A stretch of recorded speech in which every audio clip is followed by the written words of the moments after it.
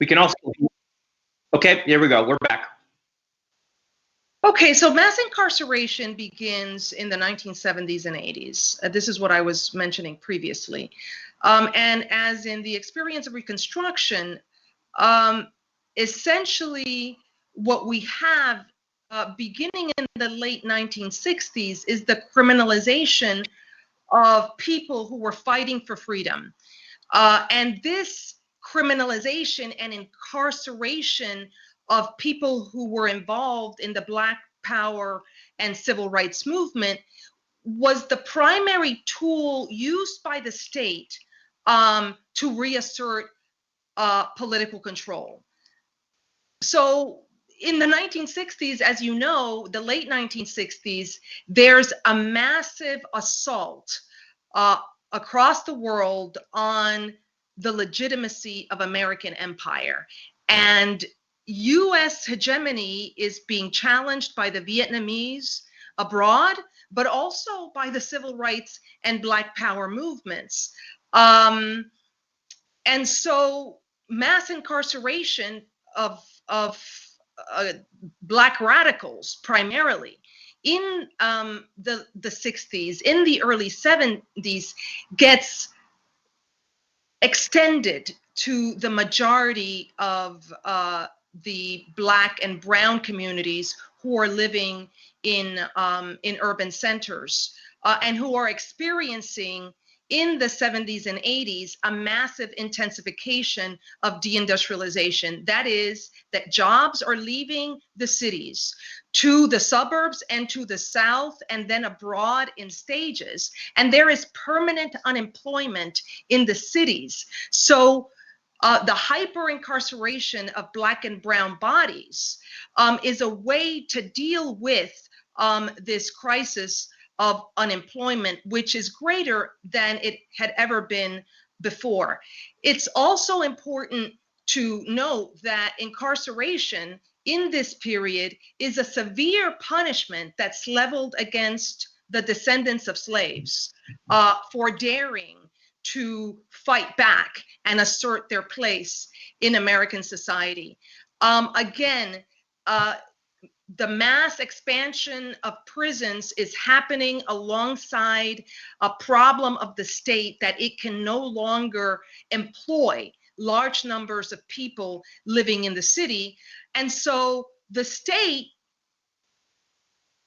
essentially comes down hard on these communities that it's not able to absorb. And these communities become dispensable in American society. And this dispensability of communities of color, beginning in the 70s, 80s, and 90s, when they are being mass incarcerated, is now on fleek, because part of what we're seeing is the willingness of the state to sacrifice the lives of thousands and thousands of people to essentially condemn them to the death penalty, because that is essentially what is happening in the prisons right now. I think it's important to note that of the 2.4 million people incarcerated, half of them were unemployed at the time that they were arrested.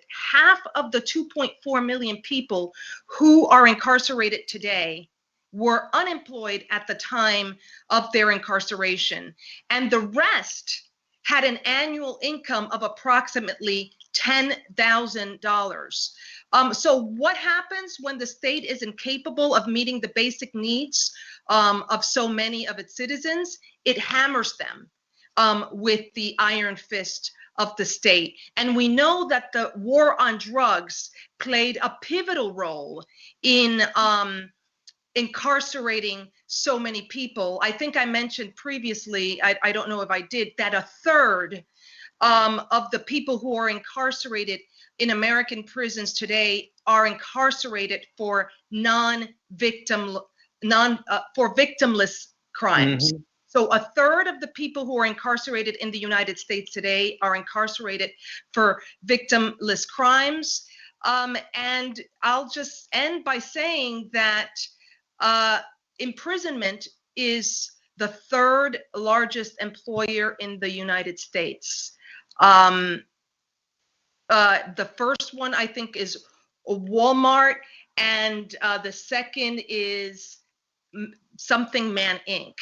So, ironically, at a moment of mass deindustrialization that's hitting people of color in the cities, but also white workers, imprisonment in the United States became a vehicle for employing very poor white communities in rural areas and in small white towns, who were also these communities were also experiencing deindustrialization. It's a macabre situation that the country that dares call itself the land of the free mass incarcerates so many of its people, but also that it uses the apparatus of incarceration, one of the most repressive systems in society, to produce jobs. It just gives you a sense of the depravity of the system. And in the context of a pandemic, that pre-existing cruel system of class war that disproportionately affects people of color is then willing to accept what can only be called genocide. So this is the situation that we are in today, and the call has got to be decarcerate, release aging prisoners, release prisoners who are sick, release those who are immunocompromised, release at least a third of prisoners who are in there for victimless crimes. Thank you, Johanna, for laying that out. You really covered a lot. And I think one point I'd like to highlight is that you really brought together how the way in which mass incarceration is an economic, it fulfills a kind of economic function, right? Profiting off of prisoners, providing jobs to depressed areas, but also really that its roots, at root, it was a political strategy and a political tool, right? For repressing political radical movements, Black Power movements, and for shoring up a kind of shaky hegemony coming out of the 60s and 70s. And I just want to point people towards the really incredible issue that Johanna edited of Socialism and Democracy, which we will post on our Shelter in Solidarity website, which really brings together writers, including our next guest, who address both the kind of political and economic aspects of this kind of racialized class war that's embodied in the mass incarceration system, which has just pushed people to the brink even before this COVID crisis. So thank you so much, Johanna, for that. I think we'll bring in at this point our next speaker, Rashid, Kevin Rashid Johnson, are still on the phone, right? Are you still there? Still there? Yes, I'm here. We're joined by Kevin Rashid Johnson, who's on the phone. We're joined by Kevin Rashid Johnson, who's on the phone right now. Getting a little echo from me, but I'll stop talking soon, so that won't be much of a problem. A little echo from me, but I'll stop talking soon, so that won't be much of a problem. Party, he's the co-author, and I should say a tremendous artist. He's the co-author, tremendous artist, based on his letters. Thank you for joining us. First off, Rashid, how are you? How are the conditions where you are right now? I don't know if it's even appropriate where you are right now. I don't know who can be safe even appropriate. But what are you seeing? What are you hearing inside from people? And what's your immediate account of your report from where you are in Indiana State Prison? Your report from where you are in Indiana State Prison. Unmuted. All right, I'm well. I'm glad to be here. Thank you for having me. The situation where I am is of major concern to most of the people on the inside where I am. You know, you have a lot of guys in here who are accessing face masks, which is coming through contraband sources. This is how much they are aware and concerned about trying to protect themselves, you know, indirectly from contracting the COVID-19 virus. But prison officials are actually taking no measures whatsoever to change the way that the prison is operating to provide any sort of protection testing, treatment, etc. The prison's pretty much functioning as it always has. There is basically no way to prevent or avoid mass contamination if and when someone, inside becomes infected. Because the way prisons are structured and constructed, you have massive amounts of people who are forcibly confined in close quarters together. You have 1 minute remaining. 1 minute remaining. The line is about to hang up. I'm going to have to call you right back. Hold on, So, give me Rashid, about a minute. I'm going to call right back. Rashid, we will come back to you. You can Thank you for continue using GTL. speaking. We will next go to our next speaker, Jose Saldana, in just a moment. Jose, I see you're on the line. Rashid, if you want to finish up, or you just want to call back right now? Okay, sounds like calling back. Rashid is calling back. I'd like to bring into the conversation at this point our third speaker. We'll go back to Rashid in a moment. But I'd like to right now go back to introduce Jose Saldana. Jose, are you on the line? Yes, I am. Can you hear me okay? I can, Jose. You sound great. Okay, great. Jose, I'll let you take it over. I'll let you go for a few minutes, and then we'll work Rashid back into the conversation. But I'm really pleased you can be with us today, Jose. For those who do not know, Jose Saldana is the director of the New York-based organization RAP. That's a campaign to release aging people in prison. Jose was himself incarcerated for years, as I understand it, decades, and is now at the forefront of a massive campaign to push the state of New York, Governor Cuomo, and others to release, and especially those most vulnerable to COVID-19 in the state's jails and prisons. Jose, thank you for joining us. Can you talk about the RAP campaign? What are you calling for right now, and why? Who is it that's in prison in New York? And what can and should be done right now as we sit here in this COVID crisis? Well, first, let me just give a little background that RAP was created to address a crisis that was created actually by mass incarceration. People were getting longer sentences with little opportunity for release. This created the crisis of people getting old, sick, and dying in prison. In the last 9 or 10 years, 675 elder people have died in New York State prisons. And I say elder, I mean 50 and over, 675. And the average age of death is an alarming 58 years old.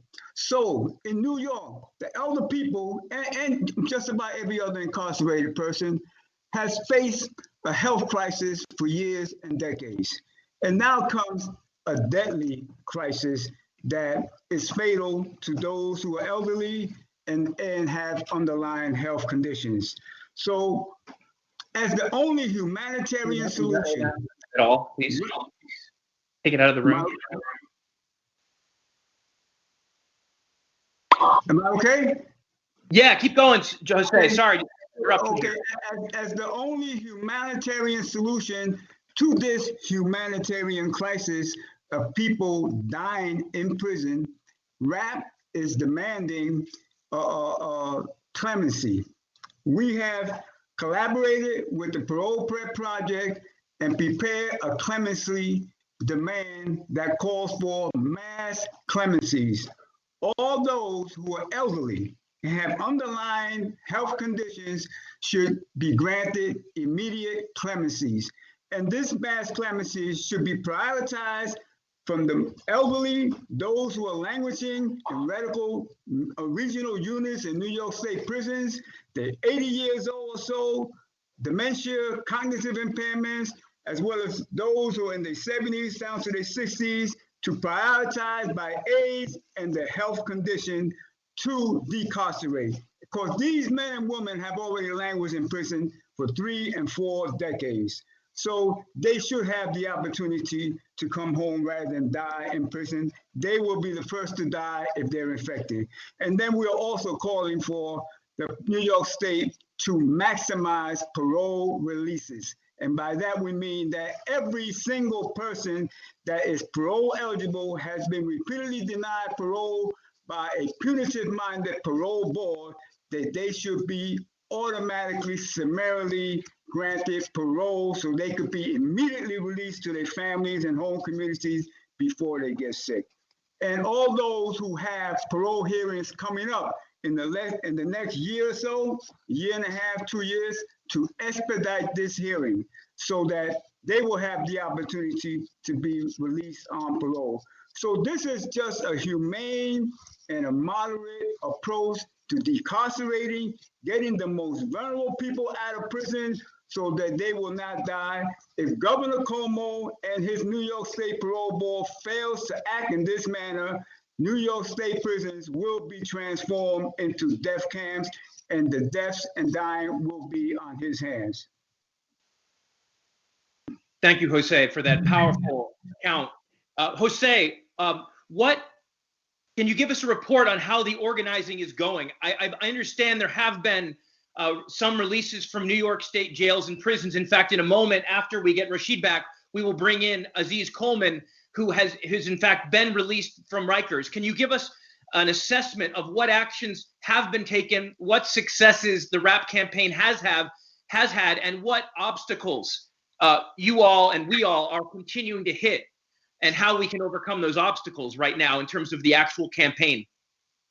Well, the releases have been minimal, and they have been only related to the jails where you have people who have been reincarcerated for ridiculous parole violations, people who should not be in prison in the first place, people who the bail reforms that were enacted just a couple of months ago were rolled back. So now we have more incarcerated people for low-level offenses that they should not be in prison in the first place. And we're talking about the lowest level of offenses, and this is not a joke. People may look at it as comical, but there is a crime as walking while black in New York State, as well as others. People are just being picked up based on who they are and what clothes they wear and incarcerated. So these are the ones that have been released. And not all of them, exactly everyone in New York County jails should be released rather than face death by incarceration. They have not been convicted of any crime.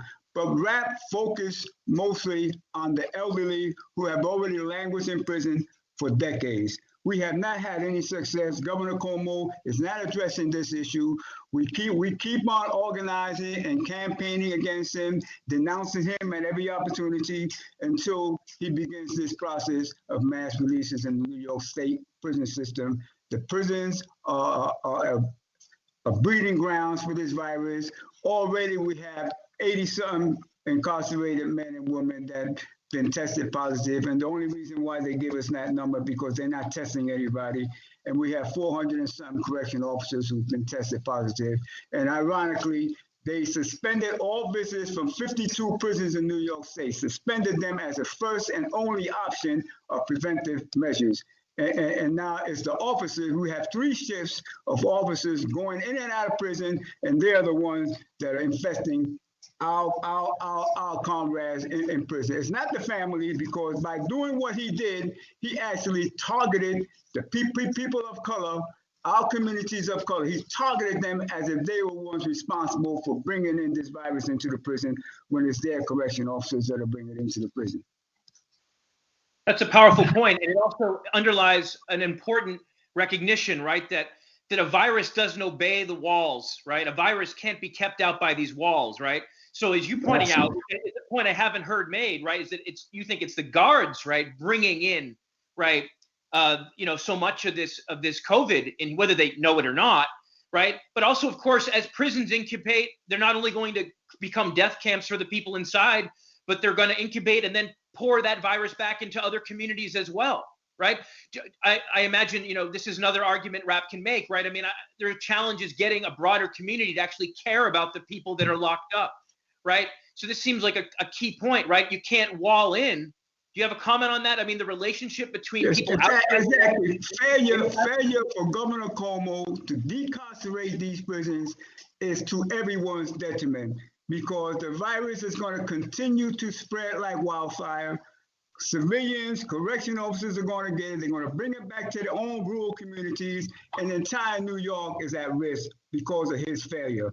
And I just want to make one more point, that we do not promote nor accept a solution as furloughs, giving out furloughs, temporary releases instead of clemencies, which these men and women deserve it after languishing in prisons. As mentors and educators, they deserve to be released, and we do not accept any notions of a furlough or a temporary release.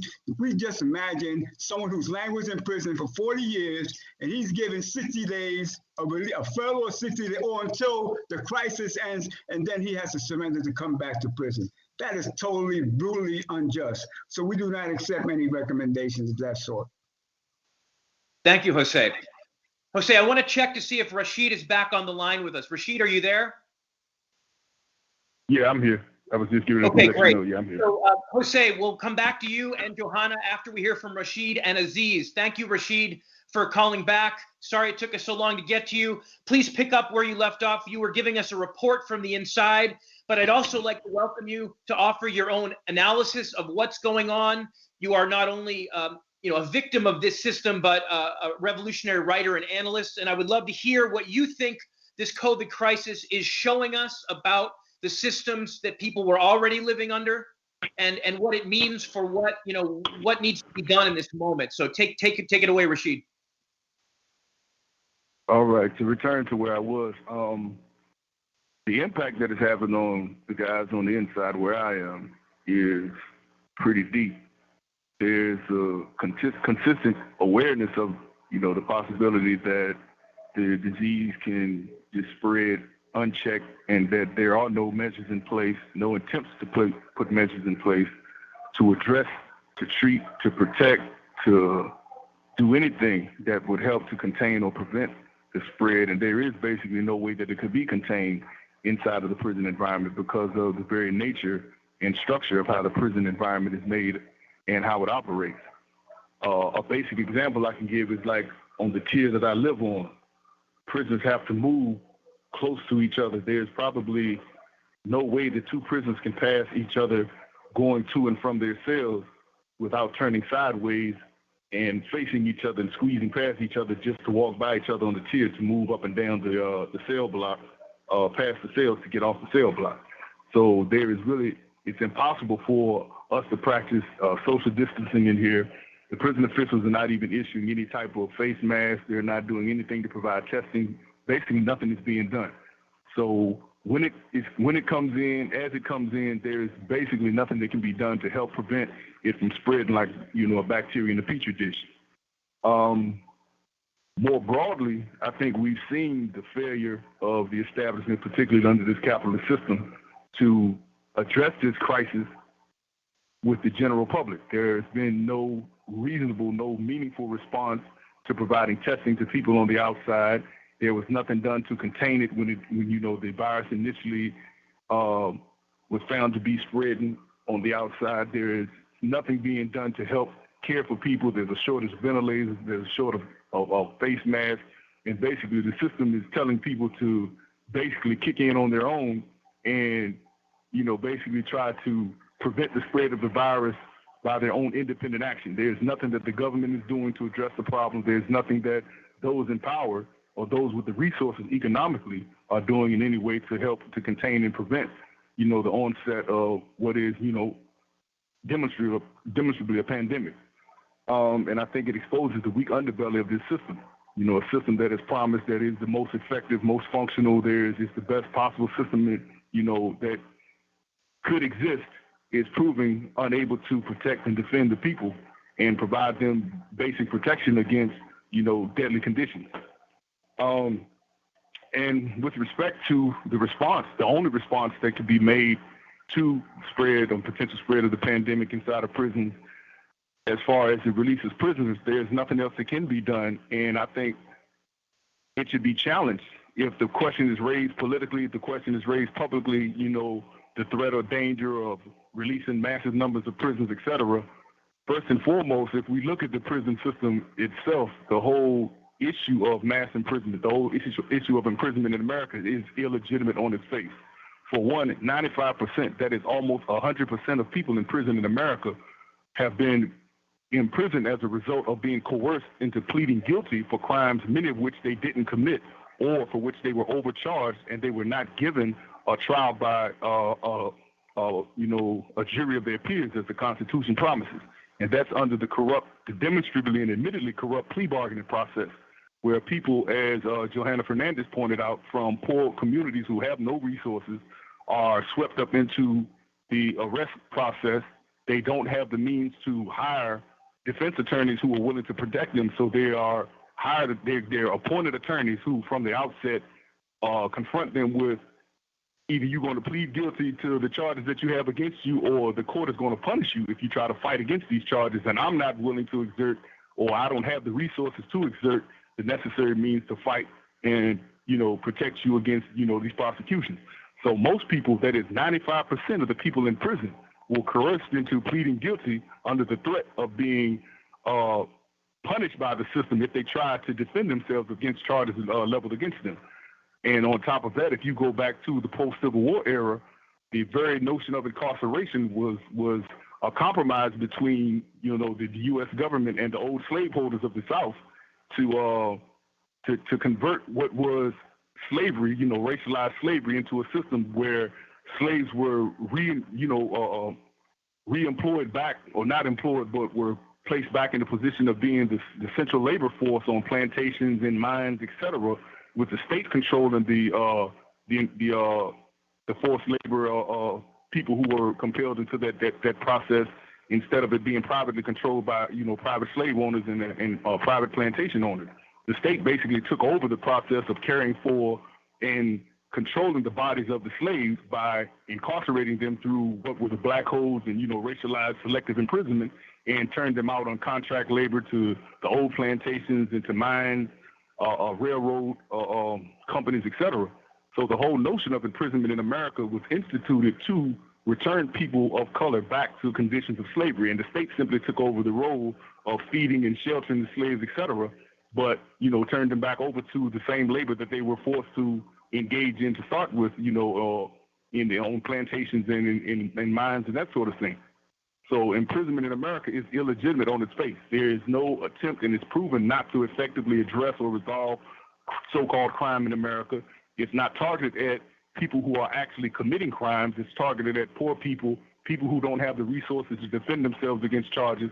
Prosecutors have basic absolute discretion to choose who they want to prosecute, to coerce and intimidate people into pleading guilty to the charges that they choose to place against them, and terrify them into basically going to prison.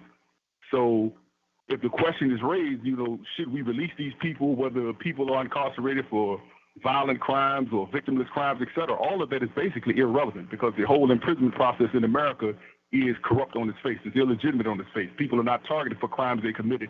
They're targeted because they don't have the resources to defend themselves.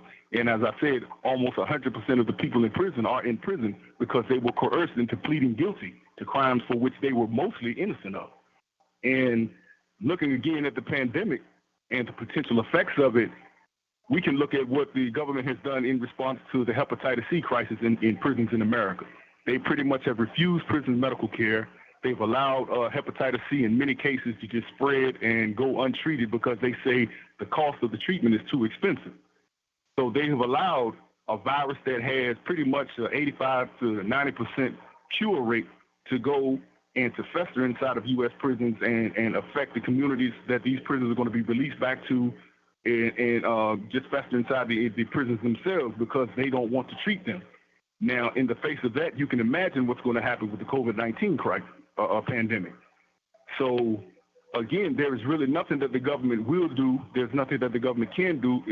There's no conscientious concern on the part of the government to help treat prisoners or to respond to the condition, to prevent it, to test or do anything. And the prisons are pretty much, these are hothouses for infection. And I'm seeing the effects of people, just the psychological effects, even before it actually has become a pandemic where I am. Prisons are seriously concerned to the point that a lot of them don't want to come out of their cells. They are obtaining face masks through contraband sources. They're stealing them. They're buying them off of others who work in the medical departments, etc. But the prison officials are not doing anything. They're not providing face masks or anything else.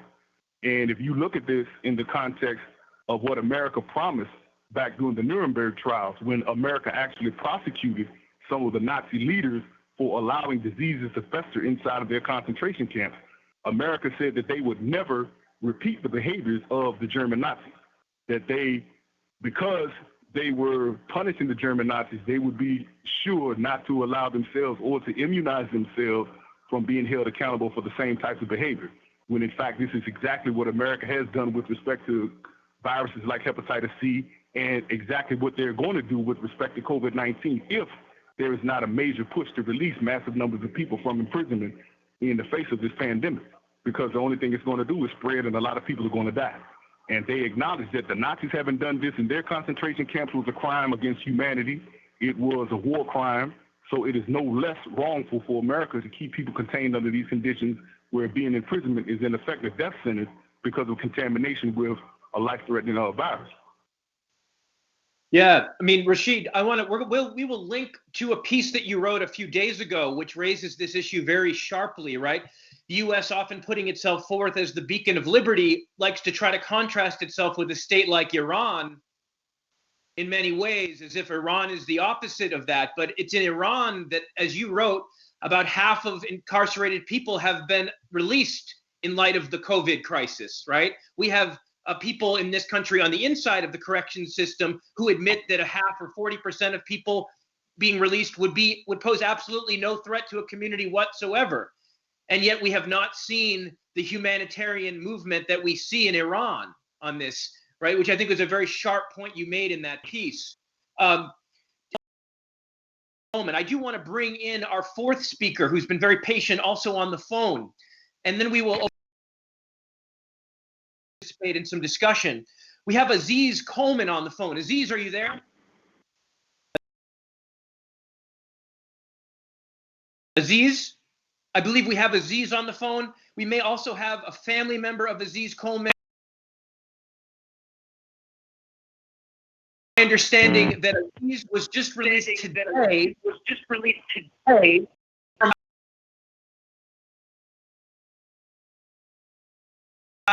For only a parole violation. Right? Aziz, are you there? Mike Nugent from the group It's Up For Us, who's been up to us to end my.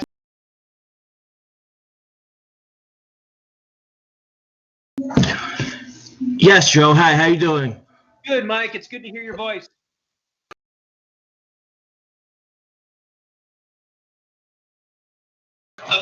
Aziz, or perhaps another Rikers Island prisoner.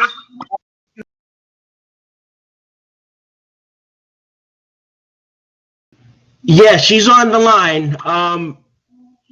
Hold on one second.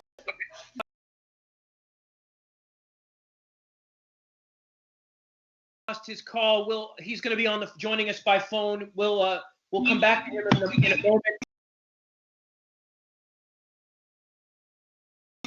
A person who was just held in Rikers Island prison, or Rikers Island,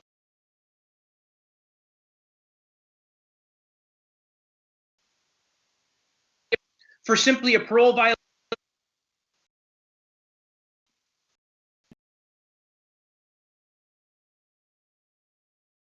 And the time at Rikers wasn't even counted towards getting his time off the clock.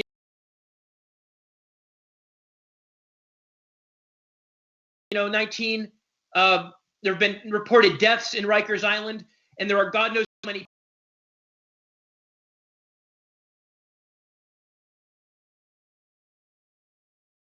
For nothing more than a violation of a parole rule. A